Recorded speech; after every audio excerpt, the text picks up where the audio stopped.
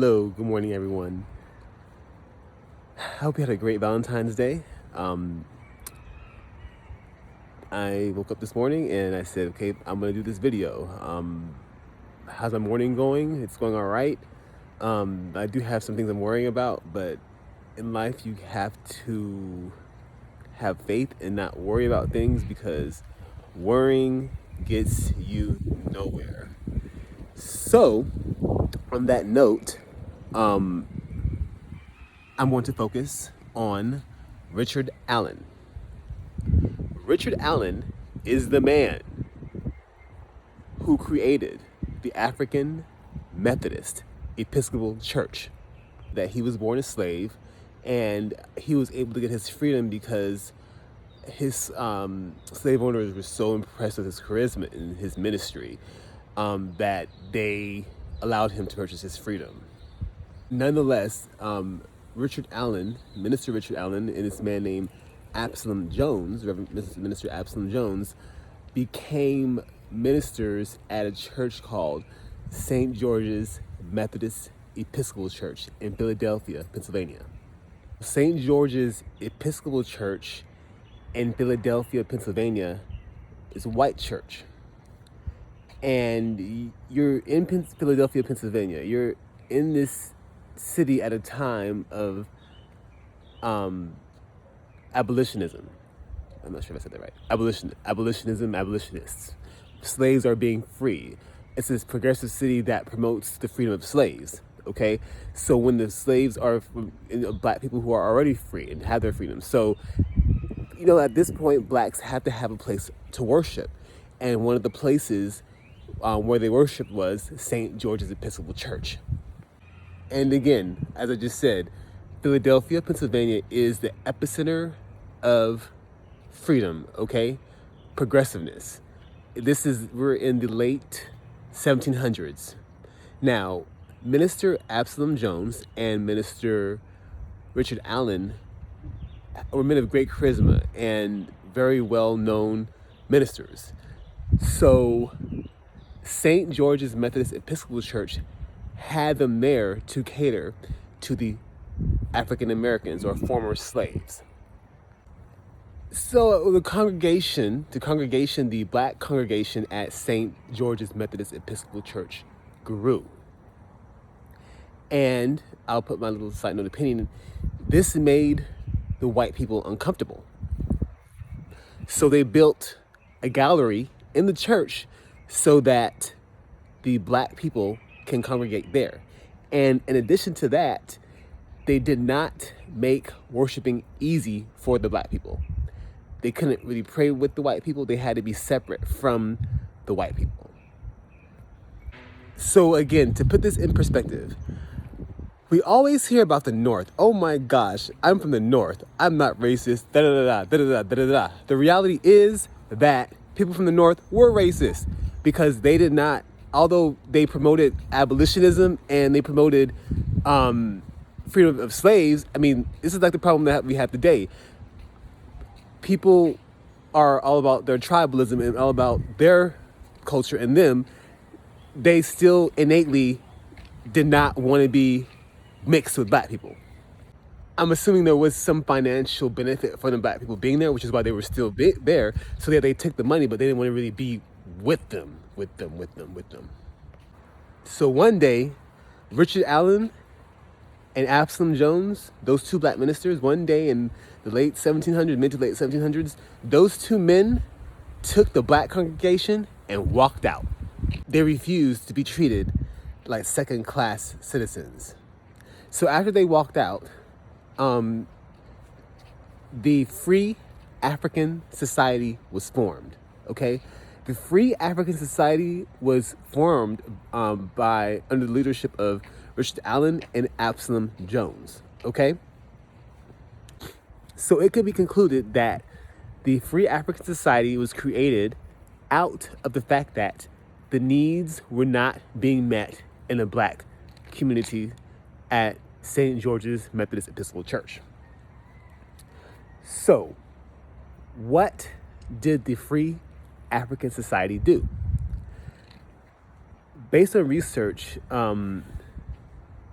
the Free African Society basically looked out for the black people, the freed slaves in Philadelphia, Pennsylvania, for the widows, looked out for orphans, and it looked out for the sick. So from the dues collected for the Free African Society,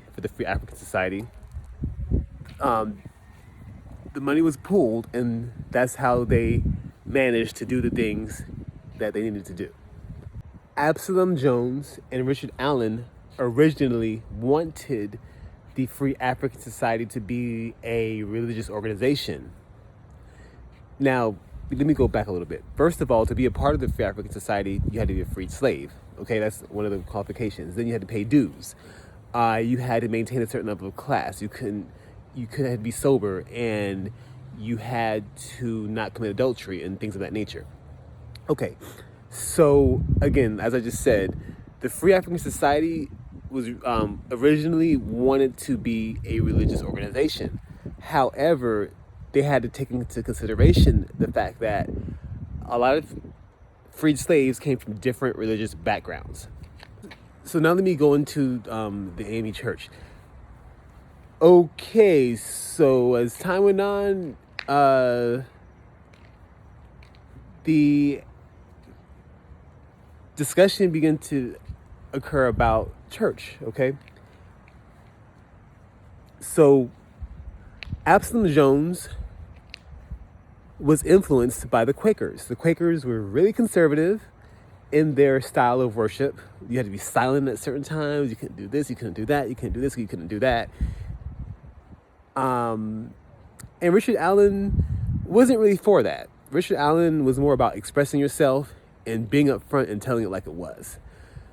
So when these influences begin to get into the Free African Society, as far as the Quakers were, their influence began to rub off on the Free African Society, Richard Allen decided to leave. Now let me give my little commentary on that. Richard Allen was definitely an Aquarius, because Aquariuses hate rules. They hate rules, and if you know an Aquarius, they don't settle for nothing. They do what they believe is right, and if that means leading something or standing out to the highest way they can stand out, they'll do it. And that's why I think I like Aquariuses so much. And that's pretty much how it happened. Minister Absolom Jones became an ordained priest the first black ordained priest in the Episcopal Church in the United States, whereas Richard Allen became the first bishop of the AME Church, and not only the first bishop of the AME Church, but the main creator of the AME Church as well.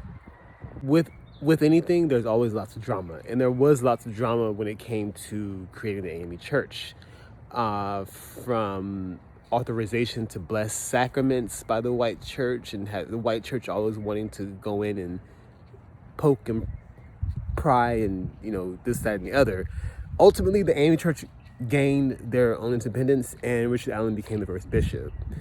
So that's pretty much how the AME Church got started. I'm not gonna go into too much detail because I don't have all the facts. I'm still doing my research, but I just wanted to put this video out really quickly because yesterday was Richard Allen's birthday, and we have to start from somewhere when it comes to, you have to start from somewhere. We don't know everything, but we have to start from somewhere, and I wanted you all to know the basics.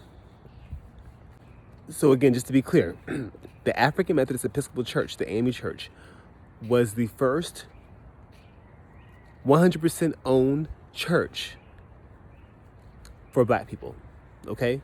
100% owned. Now you have Absalom Jones, who was influenced by the Quakers, and I believe the Episcopal Church was formed.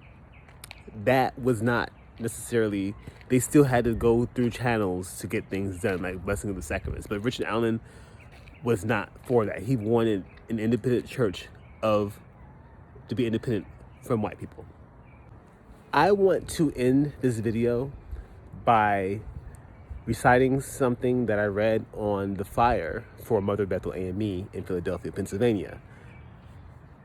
Now, if you don't know what Mother Bethel AME is, or where it is, or what it is, it's the oldest AME Church, the first AME Church in the United States. It is the oldest continuously owned pieces of property by Black people in the United States, okay? From the late 1700s, all right? Early 1800s. So on the flyer for its current congregation or its current advertising campaign, the flyer says something on there to the effect, we are more than just a museum. I love that, okay? We're more, the Black people, we are more than just a spectator. We're more than just about being looked at, about how wild things are. I feel like if you know something already about history, if you're influenced by something, then it's now time to take action, right? How are you gonna take action? I don't know. Is it by, giving history, telling something, joining an organization? What are you gonna do? But we're more than just a museum. It's not just, I went there when I was younger with my church, with the AME Church, the connectional convention that we had in Philadelphia, Pennsylvania. Thank God I had the privilege to go to Mother Bethel and see the history that was there. However, now that I know something, I need to do something. So that's what I wanted to say. So have a good day. Thanks for watching, and thanks for allowing me to share.